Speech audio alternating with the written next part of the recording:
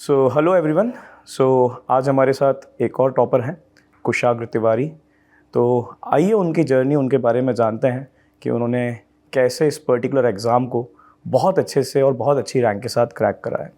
So hello कुशाग्र, आप थोड़ा सा अपने बैकग्राउंड के पहले बारे में बताएं, जैसे लाइक आपका स्कूलिंग कैसा था, कहाँ से हैं आप, और लाइक आपका कॉलेज कौन सा है वैसे। सर हमारी जो मेन स्कूलिंग है वो हमीरपुर यूपी से हुई, जहाँ से मैं हूँ। And then I move to Prayagraj for my BTech and I am doing BTech now. Okay, तो अभी इस बार आपका गेट का रैंक क्या रहा है? सर 58। 58। और मार्क्स कितने थे आपके? 77.19। 77.19। सो आई थिंक जो आपने एक्सपेक्ट करा था लगभग Yes. उसी के क्लोजेस्ट आपके मार्क्स रहे हैं। तो बच्चे, आपका पीडब्ल्यू के साथ जर्नी कहाँ से स्टार्ट हुआ, वो थोड़ा सा आप डिटेल में बताएं।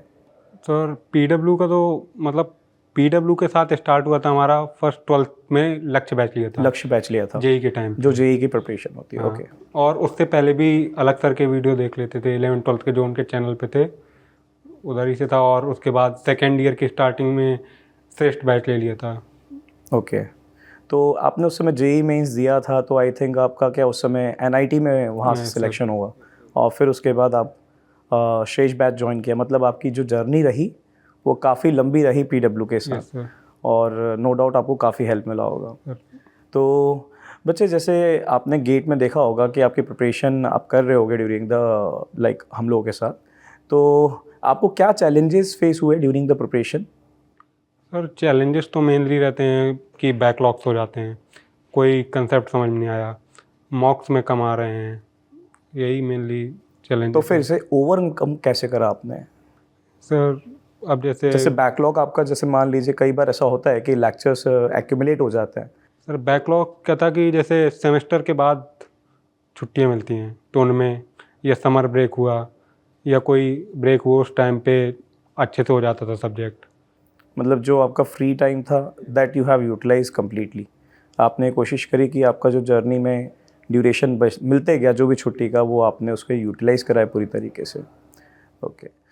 फिर अगर कुशाग्र हम बात करें आपके टेस्ट सीरीज़ में, जो टेस्ट सीरीज़ में आपका परफॉर्मेंस, जो मॉक टेस्ट होते थे उसमें आपका स्टार्टिंग में परफॉर्मेंस कैसा रहता था, और क्या ये ग्रेजुअली इम्प्रूव होता है, या फिर लाइक आपको कैसा, मतलब एक एक्सपीरियंस कैसा रहा ड्यूरिंग द टेस्ट सीरीज़, वो थोड़ा सा डिटेल करें। सर स्टार्टिंग में तो मार्क्स कम ही आते हैं, मीन पहले तो कम आए, तो उसके बाद जब नेक्स्ट टेस्ट सीरीज दी तो उसी टेस्ट को एक बार एनालाइज किया, उसी के क्वेश्चन देखे, फिर नेक्स्ट टेस्ट सीरीज दी तो उसमें शायद थोड़े अच्छे मार्क्स आएंगे।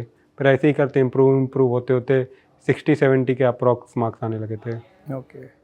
और जैसे आप हमारे शेष बैच से पढ़े हैं, Yes, तो आप कौन कौन सी फैकल्टी से बहुत अच्छे से कनेक्टेड हुए, क्या सब्जेक्ट्स आपको अच्छे लगे?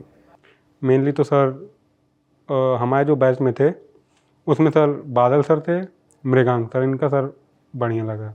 ओके। और अंकित सर का भी आई थिंक सर्वे वगैरह आपने पढ़ा नहीं होगा। सर, उसमें अंकित सर का सर्वे नहीं था। Okay okay okay. तो शाग्र, एक थोड़ा सा और आइडिया दें। लाइक हम लोग बोलते हैं कि भाई short notes is very important, yes sir. है ना। हम लोग ड्यूरिंग द प्रिपरेशन ये सोचते हैं कि शॉर्ट नोट्स काफ़ी इंपॉर्टेंट होते हैं। तो आपने क्या शॉर्ट नोट्स प्रिपेयर करे थे?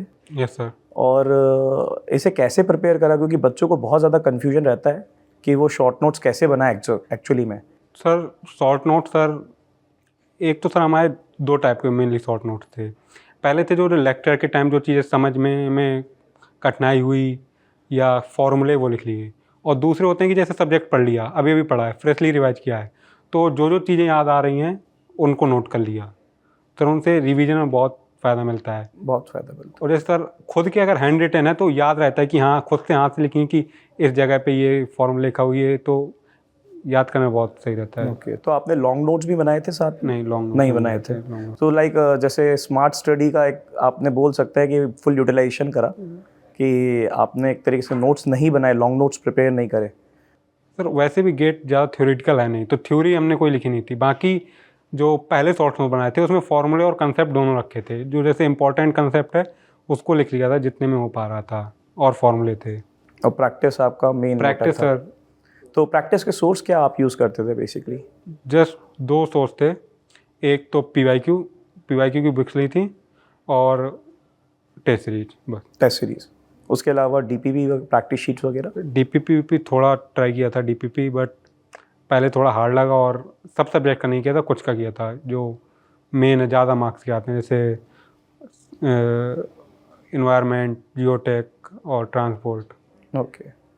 तो कुशाग्र, आपका जो प्रिपरेशन था उसमें आपने जो कवरेज करी सब्जेक्ट्स का, लाइक कई बार हम लोग गाइड करते हैं बच्चों को कि हैवी सब्जेक्ट्स को पहले प्रायोरिटी दें, फिर उसके बाद आप जो छोटे वेटेज के सब्जेक्ट्स हैं उन पे गो थ्रू करें। तो आपने कैसे अपनी प्रिपरेशन को रखा था, ये थोड़ा सा एक बार बताएं कि सब्जेक्ट कैसे प्लान करें आप लोगों ने?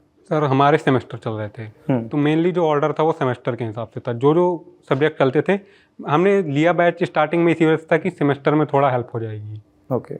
और उसी हिसाब से चला था। मतलब जो सेमेस्टर में चल रहा है सब्जेक्ट वही उधर से कवर कर लिया, तो एग्जाम के लिए भी हेल्पफुल हो जाएगा और गेट की प्रिपरेशन भी हो गई। हाँ, सही है।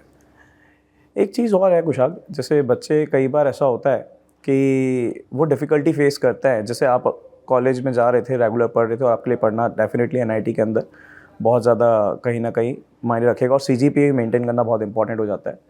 तो एक चीज़ आती है कि यार जब आप कॉलेज के साथ साथ हमारे सब्जेक्ट्स को भी कवर करते हो, तो ये चीज़ कैसे मैनेज हो पाती थी?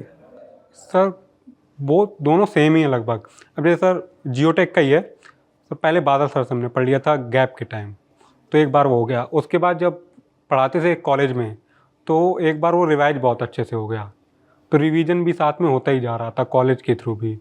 ओके। मतलब टाइम मैनेज आप मतलब कुछ इसमें एक्स्ट्रा एफर्ट देते थे, या फिर लाइक बीच में ही आपका जो ड्यूरेशन होता था उसमें हो जाता था? हो जाता था, ईजी हो जाता था। बहुत मतलब छोटे वाले सब्जेक्ट्स के हमने लेक्चर भी बहुत ज़्यादा देखे, जैसे हाइड्रोलॉजी हो गया, और ये तो इनको ट्राई किया था कि क्रैश कोर्स टाइप से ही कर लें बीएमसी, और बाकी जो मेजर थे वो देखे थे। ओके, बहुत बढ़िया। तो कुशाग्र, एक चीज़ और बताओ कि आपका अब आगे का प्लान कैसा क्या है? मतलब आप क्या सोच रहे हैं कि क्या करना चाहिए मुझे अब आगे? क्योंकि एक आपका बहुत अच्छा रैंक है, so what you expect? Sir ESC का ही प्लान है अभी के लिए। ईएससी का प्लान है, and what about any PSU job?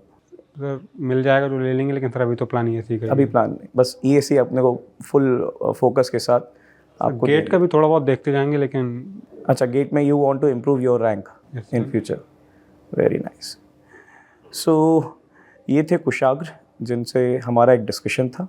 और कुशाग, कॉन्ग्रेचुलेशन आपको वंस अगेन, और आई होप कि आप अपना जर्नी को बहुत अच्छा इम्प्रूव करेंगे, और आगे अगर आपको लगता है कि आपको टॉप 1 में आना है, टॉप 10 में आना है, टॉप 5 में आना है, you can go for it, and best of luck for your future. और ये सी की प्रिपरेशन भी बहुत अच्छे से आप करें। Thank you. Thank you.